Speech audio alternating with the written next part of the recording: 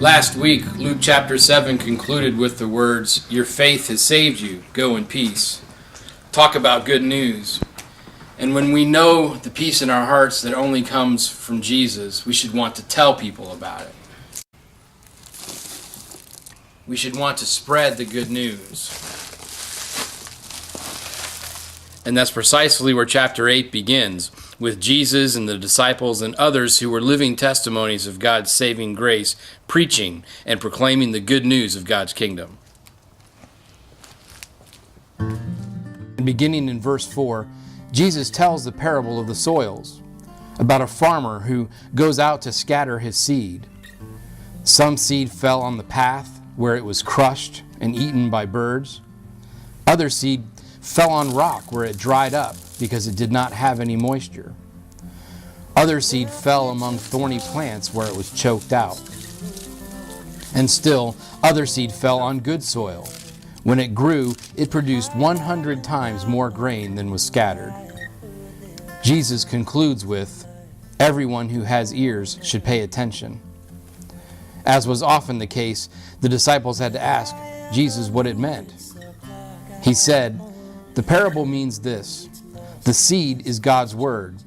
The seed on the path are those who hear, but then the devil comes and steals the word from their hearts so that they won't believe and be saved.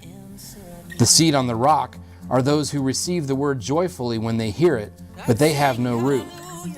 They believe for a while, but fall away when they are tempted. As for the seed that fell among thorny plants, these are the ones who, as they go about their lives, are choked by the concerns, riches, and pleasures of life, and their fruit never matures.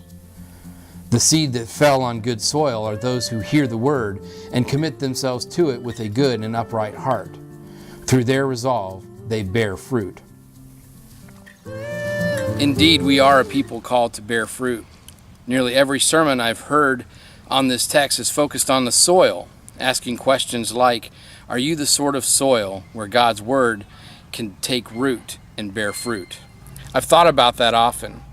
If our everyday, ordinary lives are supposed to be an offering for the glory of God, then everything we say and do should be seen as a sowing of God's word.